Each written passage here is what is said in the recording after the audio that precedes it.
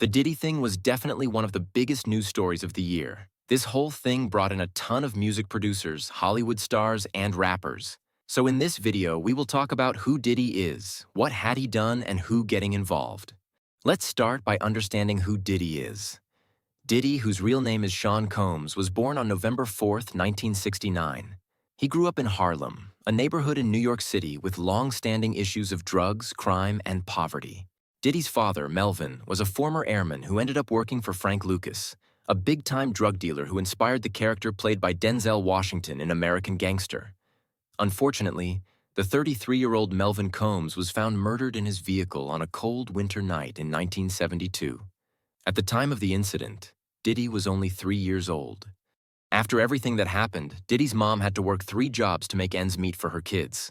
To give Diddy a better future, his mother spent all her savings on his education and sent him to Mount St. Michael Academy for high school. During his school years, Diddy joined the school's football team and won a division title with his academy team in 1986. The nickname Puffy stuck to Diddy around this time, given to him by his classmates because when he became upset, his face would puff up in frustration. Interestingly, only a year after Diddy's graduation, the school was rocked by a major scandal involving sexual assault allegations against the principal and the pastor. After graduating from high school, Diddy briefly attended university, but his love for music ultimately led him to drop out and started an internship at Uptown Records. Soon after Diddy started at the company, the boss, Andre, took a liking to him and began mentoring him personally. Andre's guidance propelled Diddy to new heights, quickly elevating him from intern to a key member of the production team, and the first major record album that Diddy was in charge of sold 2 million copies. His impressive achievements led to his promotion to trainer, where he would focus on discovering and nurturing new artists. As a central figure in the company, Diddy started working with a growing number of rap artists. His most notable success story was Mary J. Blige. During his time at Uptown Records,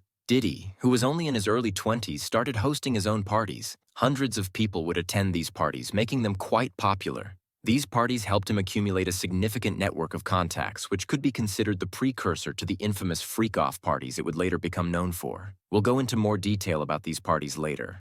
In 1993, Diddy parted ways with Uptown Records over a disagreement about profit sharing. He then launched his own label, Bad Boy Records. As he was leaving Uptown Records, Diddy made a strategic move by signing the label's hottest prospect, Biggie Smalls aka the Notorious B.I.G. for $25,000. At the time, Biggie was just 19 and had been a local hustler, making ends meet by dealing drugs in his neighborhood. With rap music on the rise, Biggie would often be found freestyling on the streets. Under Diddy's management at Bad Boy Records, Biggie flourished, showcasing his incredible rap skills. He quickly became the only rapper who could match the talent of the legendary Tupac. The feud between these two rappers ignited the long-standing East Coast-West Coast hip-hop rivalry. Tragically, events took an unexpected turn. Tupac was assassinated on September 4th, 1996, followed by Biggie's murder on March 9th, 1997. Suspicions surrounding these murders often pointed towards Diddy. His long-standing rivalry with Tupac, coupled with the fact that Tupac's former girlfriend, Sarah, began a relationship with Diddy and had his child. Furthermore, Diddy had a motive to kill Biggie. At that time, Biggie had won multiple music awards, but Diddy could still take half of Biggie's earnings based on their contract. Former employees of the record company also testified that Biggie had plans to leave Diddy and go solo before his death. After Biggie's death, his album sold exceptionally well, and Diddy became the biggest winner by earning a huge amount of royalties. Although Diddy was highly suspicious, the police did not arrest him due to a lack of concrete evidence. With Biggie out of the picture, Bad Boy Records was without a top act, so Diddy took it upon himself. He blew up in July 1997 with his album No Way Out, hitting #1 on Billboard and selling over 500,000 copies in the first week.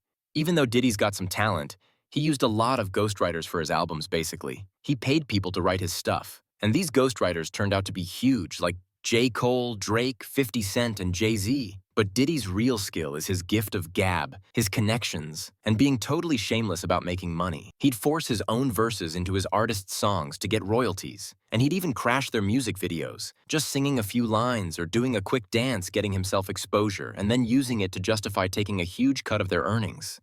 So, yeah, everyone at his label was pretty much beefing with him. Besides music, he was a smart businessman and started getting into everything from clothes and perfume to magazines, liquor, and restaurants. He used his fame and connections to make a ton of money. As he got richer and more famous, Diddy started getting a big head. His personal life was a mess, and he was always cheating. Since his relationships are a whole mess, we're just going to talk about these three main women: Jennifer Lopez, Kim Porter, and most importantly, Cassie Ventura.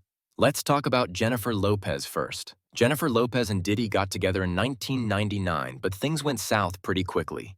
On December 27, 1999, Diddy and Jennifer Lopez got caught up in a shooting at a club in Times Square. Basically, Diddy, his artist Shine, and his security guards had a beef with two gang members at the club, and it turned into a shootout and caused 3 people got injured in the chaos. After the shooting, Diddy, Jennifer Lopez, and the bodyguard took off in a car, but the cops stopped them and found a gun. Diddy tried to say it was Jennifer Lopez's gun and that he had nothing to do with it. But come on, she was a young, famous singer, all dressed up. You think she'd be carrying a gun into a club in high heels? Even though the people who got shot pointed at Diddy as the one who did it, he apparently paid off a bunch of witnesses at the club. After a week in court, them got off scot-free, but the artist Shine took the fall for the shooting and ended up doing 9 years in jail before getting deported. After all that, Jennifer Lopez's family was totally against her being with Diddy, and they broke up 2 years later. Years later, she admitted that Diddy was a total player who was always cheating on her. Even though it seemed like Jennifer Lopez was his main girl, she was actually just one of many. Diddy had been with the model Kim Porter since 1994, and she had his kid in 1998. When Jennifer Lopez and Diddy got together in 1999, Kim and Diddy were still together. Kim broke up with Diddy in 2007, the year after she had twins, and she sadly passed away from pneumonia in 2018. Today's focus is mainly on the third woman, Cassie Ventura, because what she came out with caused a massive global shock. Cassie Ventura was born on August 26, 1986. Her dad's Filipino, and her mom's Mexican, Indian, and American, so she's got a mixed background. Cassie started modeling at 14. After training in singing, acting, and ballet, Cassie moved to New York at 18 to chase her dreams of becoming a star. In 2005, Diddy randomly heard Cassie's song Me and You at a club. He thought she had something special, so he signed her before she was even famous. 19-year-old Cassie was super excited because Diddy gave her a 10-year record deal that said he'd help her put out 10 albums. For someone just starting out like Cassie, it was like hitting the jackpot. Cassie had a great first year with Diddy's company.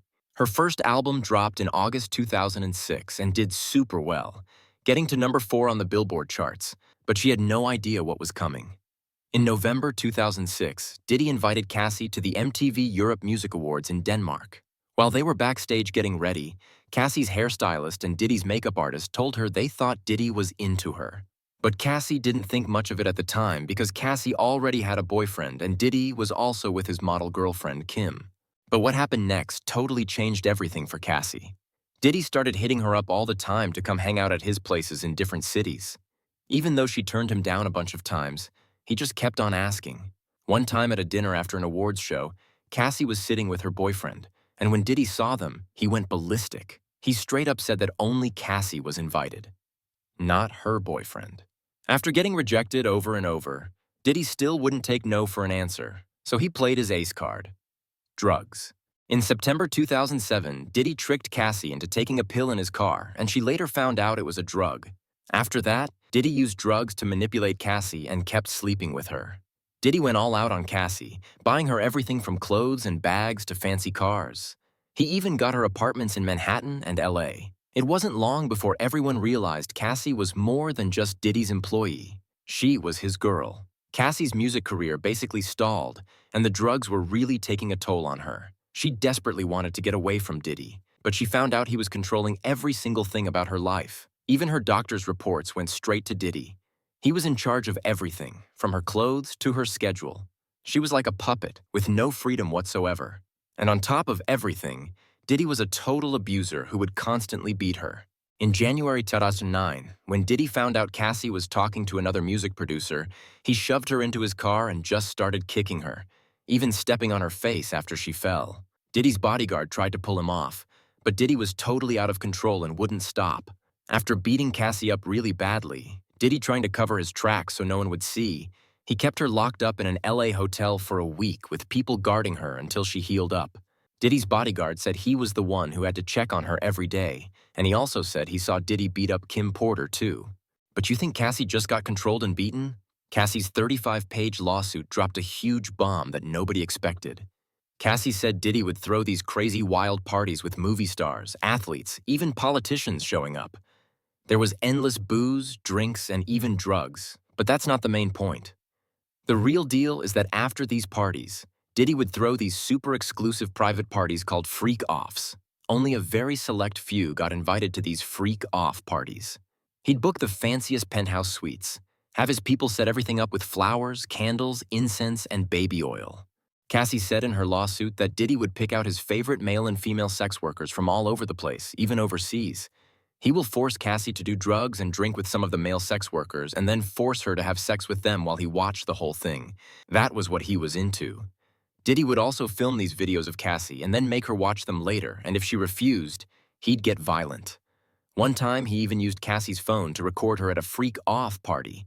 After Cassie got mad and deleted the video, Diddy found her, recovered the video right in front of her, and made her watch it. Cassie said these freak-off parties were sometimes a weekly thing, happening in hotels all across the US.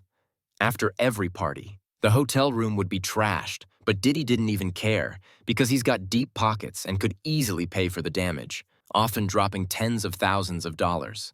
Diddy would also specifically instruct his personnel to administer intravenous medications to both Cassie and the sex workers, facilitating their recovery from the severe effects of prolonged drug and alcohol abuse. Cassie said after each freak-off party, Diddy would be in a great mood and buy her all kinds of stuff, like he was trying to reward her or something. In August 2015, on Cassie's 29th birthday, Diddy was dead set on Cassie leaving her friends to go to a freak-off party. But Cassie didn't want to, and her friends stood up for her, so Diddy had his security surround them to force Cassie to leave with him. Her friends were worried sick and followed them to the hotel suite. Then, in the middle of the night, Diddy went into her friend's room, grabbed one of them, and held her over the 17th floor balcony. Everyone was totally freaked out. Luckily, no one got hurt. By 2017, Cassie finally decided she was done with Diddy. She started pulling away a little bit, avoiding his house and the properties he bought for her. She also gradually gave back the expensive cars and other gifts. A year later, Cassie finally got away from Diddy because by then he had moved on to other women, more than just one. On Valentine's Day 2014, 45-year-old Diddy met 22-year-old Gina. 8 months after they met, Diddy found out she was pregnant and immediately made her get an abortion. Not long after that, she got pregnant again, and he made her get another one. When Gina was asked why she didn't just leave that jerk Diddy, she said she grew up watching her dad beat up her mom, so she thought that's just how guys are. Other than not being involved in those freak-off parties, Gina's situation was pretty much the same as Cassie's. Gina said that every time she was getting beaten, only the music producer D-Rock would help her out. Everyone else, the servants, butlers, bodyguards, they'd just completely ignore her. Even if they saw her getting hit, they would just quietly walk away. It's important to remember that Gina went public with Diddy's abuse and cheating back in 2019, 4 years before Cassie sued him. Maybe people were just used to hearing about celebrities cheating, or maybe they looked down on Gina for being the other woman. But her story didn't really cause much of a stir back then. Even though Diddy had tons of gossip and rumors around him, his career just kept getting bigger. In 2022, he won the BET Lifetime Achievement Award. When he gave his speech, he said some pretty deep stuff. He said he'd been through some dark times and thanked Cassie for being there for him. By then, Cassie had been broken up with him for 4 years and had her own family. She also wasn't even at the awards. It seemed like they had nothing to do with each other anymore. But with what came after, many believe Diddy's words had a hidden meaning. Just a year after the awards, Cassie suddenly sued Diddy. Lots of people were confused about why she waited 5 years to sue him. Besides the possibility that Diddy was still harassing her, a big reason was that New York passed this important law in May 2022 called the Adult Survivors Act. This law basically gave victims of sexual assault who couldn't sue before because it was too late with a 1-year window from November 24, 2022 to November 24, 2023 to file a civil lawsuit, not a criminal one. This means that even if Cassie's claims are proven in court, Diddy would only have to pay money, not go to jail. Of course, Diddy and his lawyers are completely denying everything Cassie said. They're saying she's making it all up and that she was totally into those freak-off parties. They also argue that if her claims were true, she would have gone to the police or filed a lawsuit much earlier since they were together for 11 years. Diddy's lawyers also claimed that Cassie had been harassing him for the past 6 months, demanding $30 million and threatening to spill the beans or even write a book if he didn't pay. They characterize her actions as blatant blackmail, threats, and intimidation. Diddy's lawyers also claimed that anyone accusing him, including Cassie, was just after his money and trying to get rich off him. But Cassie's lawyers fired back, saying that Diddy had actually offered them a huge amount of money before they even filed the suit, which they refused. Then, the day after Cassie officially sued him, both sides suddenly put out statements saying they'd reached a settlement in just 24 hours. They didn't say how much money was involved, but people are guessing it could be hundreds of millions of dollars. This civil case was a huge win for Cassie. She got the money and didn't have to go through a long, drawn-out legal battle or have to relive everything in court in front of the media and a jury. Most importantly, this civil settlement doesn't prevent her from being subpoenaed to testify in a future criminal case. Even if she and Diddy signed a confidentiality agreement, that doesn't override a court order for her to testify in a criminal case. So if Diddy still denies everything in criminal court, the prosecutors can still make Cassie testify, and since she was with him for 11 years, what she says and what she knows could be the most important thing they have against him. Just 3 months after Cassie's case with Diddy was over, another person sued Diddy. That person was the music producer Rodney Jones. His lawsuit was 73 pages long, and he sued not only Diddy but also Diddy's son Justin and a bunch of top people at Diddy's company. The stuff in his lawsuit is totally mind-blowing, even more shocking than what Cassie said. In August 2022, Diddy invited Jones to produce several new songs for his upcoming album. Over the next year, Jones created 9 tracks for Diddy's album. He was working so hard to finish them that he was staying up all night in the studio and didn't even have time to go home. So he ended up living at Diddy's house for a few months. But Rodney soon realized he'd gotten himself into a really bad situation. Rodney said that Diddy would sexually harass him every time at all of Diddy's houses. He even said that one time, Diddy made him work in the bathroom while Diddy was walking around naked and then took a shower right in front of him. It's important to note that Rodney is straight, so he was extremely uncomfortable with Diddy's constantly coming on to him, so Rodney tried to report Diddy's behavior to a higher-up at the company named Christina. But since Christina works for Diddy, she just brushed it off and told Rodney that Sean can do whatever he wants. Diddy was really trying hard to get close to Rodney. He knew Rodney was a huge fan of the music producer Stevie J, so he figured he could use Stevie to get Rodney to do what he wanted. Stevie J and Diddy are close friends and have a long history, with Stevie J working as a producer at Diddy's label for years. In fact, Stevie J produced Diddy's debut album, which earned Stevie a Grammy Award in 1997. To try and get Rodney to do what he wanted, Diddy showed him a video of Stevie J having sex with a white man. While showing the video, Diddy confessed to Rodney that he'd had sexual encounters with Stevie J and 2 other hip-hop artists.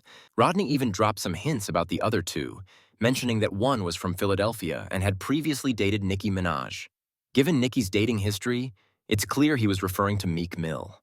After Rodney filed his lawsuit on February 26, 2024, the online rumors started to make Meek panic. The more he tried to defend himself on Twitter, the less people believed him. So, who's the other guy? Rodney said he'd performed at the Super Bowl and had a successful Vegas residency, which makes it pretty obvious. Usher performed at the Super Bowl halftime show in Las Vegas on February 11, 2024. And Usher even mentioned in a CBS Mornings interview that once he knew the Super Bowl was going to be in Vegas, he specifically competed with Jay-Z for the halftime show and even extended his Las Vegas residency for the occasion. Back to Rodney's story. Even after Diddy showed him all that stuff, Rodney still wouldn't budge. Since being nice didn't work, Diddy decided to get rough. In 2022, Diddy was dating Young Miami, and on Thanksgiving, Rodney, Diddy, Young Miami, and her cousin were all at Diddy's house. Diddy was high on drugs and tried to get Rodney to do some too, but Rodney said no. Then while Rodney was in the bathroom, Young Miami's cousin suddenly burst in and tried to sexually assault him. Rodney was freaked out and pushed her off, then ran out of the bathroom, but she chased after him. Rodney is convinced that Diddy was behind the whole thing. Even though the attempt failed, he believes Diddy won't stop trying. In January 2023, Diddy held a party on a yacht. He introduced Rodney to the famous actor Cuba Gooding Jr. At first, the two were just casually chatting, but soon Cuba Gooding Jr. started to become inappropriate. After Rodney refused many times, Cuba Gooding Jr.'s hands were still not behaving. In the end, Rodney had to violently push him away to end the matter. On February 2nd, 2023, something really bad finally happened to Rodney. He woke up naked with a pounding headache and no memory of what happened the night before. Even worse, there were two naked guys in bed with him. The same kind of thing happened again about 5 months later on July 2nd, 2023, just a month after Rodney sued him. The FBI and Homeland Security raided Diddy's mansions in LA and Miami. But Diddy wasn't there, just his two sons who were just chilling like nothing was happening. Meanwhile, Diddy was spotted pacing around his private airport, looking really worried. He was probably trying to figure out what to do because he knew it wasn't just regular cops at his house. It was the FBI and Homeland Security with all their gear and armored trucks. We all know the FBI, they're all over the big cases. But Homeland Security doesn't usually get involved unless it's a really huge deal. And the Secret Service, like you see in the movies, is also part of Homeland Security. So if both of them are after you, you're in serious trouble. They're super careful and don't do raids unless they're sure they have something. But surprisingly, Diddy didn't get arrested right after the raids. Even though Diddy wasn't arrested right away, CNN released a 3-minute hotel security video in May 2024 showing what happened in March 2016 when Cassie was still with him. The video shows Cassie walking barefoot towards the hotel stairs when Diddy, wearing only a bathrobe, chases after her, grabs her, and throws her to the ground. While she's on the ground, he kicks her twice and drags her back to the room. She then comes out again, and he chases her a second time. When he sees her trying to make a call, he starts punching and kicking her again.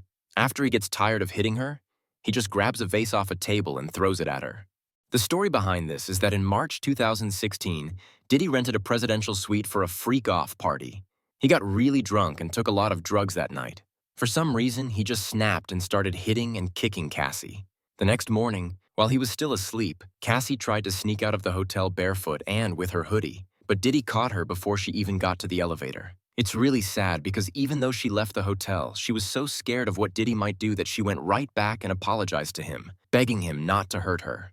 The reason why this video didn't come out in 2016 is supposedly because Diddy paid the hotel security $50,000 to keep quiet. After the video was released, everyone online was blasting Diddy. He put out an apology video admitting he messed up, but it didn't do any good. It just made people even angrier, and more celebrities who were known to go to his wild parties started staying away from him.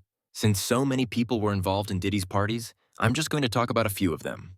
Let's start with Justin Bieber. After the Diddy stuff came out, blogger Kinsey Schofield said Bieber was really mad and upset about it. But a lot of people think Bieber probably knew something all along, since he went from being a sweet kid to acting out all the time. They're guessing that maybe Diddy did something to him that made him change so much. But Bieber hasn't said anything about it. Since we're talking about Bieber, we definitely have to talk about Usher too. Usher, Justin Bieber, and Diddy are all connected. Bieber and Usher's story began in 2008, when Bieber was already blowing up on YouTube. Justin Timberlake actually wanted to sign Bieber first, but it didn't work out for some reason. That gave Usher his chance. He saw Bieber perform at Jermaine Dupri's studio and knew he was a star, so he mentored him. They've worked together a lot over the years and have a really strong bond. Usher's connection with Diddy goes all the way back to 1992. That year, 13-year-old Usher blew up with End of the Road and caught the eye of L.A. Reid. In 1993, Reid introduced Usher to Diddy, and Usher, who was still a kid, moved to New York to join Diddy's flavor camp, where Diddy took him under his wing. There's a video floating around of Diddy drunk at a party saying he and Usher slept in the same bed, which makes people wonder if Diddy did anything to Usher when he was underage. There are two popular theories about why Usher is so close to Justin Bieber. One is that Usher is gay and did something inappropriate to Bieber, and the other is that he's trying to protect Bieber from Diddy. Usher said in an interview back in 2016 that he saw some stuff at Diddy's flavor camp that he shouldn't have, and that he would never let his kids go there. But even after he got famous, he stayed really close with Diddy. They worked together a lot and were always at parties together, so he might probably knew a lot about what Diddy was doing. And when it comes to the celebrities who are most tied up in this Diddy situation, you can't leave out Jay-Z and Beyoncé. Jay-Z and Diddy have been connected for decades. They've always seemed like really good friends and business partners, but Jay-Z has always stayed out of trouble and focused on his business. They both started as rappers, but Jay-Z kind of stepped away from the spotlight to become a businessman. Everyone knows they've been friends for a long time, and since Jay-Z and Beyoncé have been photographed at Diddy's parties many times, it's hard to believe they didn't know anything about what he was doing. But as of right now, there's no proof that Jay-Z was involved in any of it. There are also a ton of other celebrities who people say went to Diddy's parties, and I'll get into that in my next video. The main thing is, after CNN released the Cassie video, A lot of them either cut ties with Diddy or just clammed up. Then in September 2024, the US government announced Diddy was arrested. The prosecutor, Damian Williams, charged him with a bunch of serious crimes, including human trafficking, forced labor, kidnapping, arson, bribery, obstructing justice, and illegal weapons. And here's the crazy part. They found over 1,000 bottles of baby oil in his mansion. Diddy's lawyer tried to explain it away by saying he has a big house and buys in bulk, maybe even at Costco. But then Costco came out and said they don't even sell that brand. Actually, way back in 2018, the cops got some tips from the Secret Service. This crazy guy named Jonathan Oddie stormed into a Miami golf club with a gun, put an American flag on the front desk, and then got into a shootout with the cops who showed up. Since they were worried it could be terrorism, the Secret Service handled the questioning. During his interrogation, Oddie was acting totally crazy, spouting all these conspiracy theories. He said he was a secret agent, but he was really just an adult film actor and sex worker. The weird thing is, he brought up Diddy and said Diddy made him and Cassie do some sorts of sex at these freak-off parties, and that they were doing a bunch of drugs. This was back in May 2018, 5 years before Cassie sued Diddy. Even though the guy seemed out of his mind, but what he said about Cassie was almost exactly what she said in her lawsuit. However, the cops probably didn't do anything back then because they just didn't believe him. Diddy's case is going to court in May 2025. Recently, Tony Busby, a lawyer, said he's gotten thousands of people wanting to sue Diddy. His law firm is currently handling 120 cases, and these alleged crimes span 30 years. Of those 120 victims, 25 were underage at the time, roughly half boys and half girls, with the youngest being only 9. I'm sure we'll hear more as time goes on. I'm going to do some digging into why people connected to Diddy keep dying, like Kim Porter and Tupac and Biggie getting shot, and also who's been brave enough to call him out or really hates him and make another video about it so you guys can get the full picture. What are your thoughts on this Diddy situation? Share them in the comments.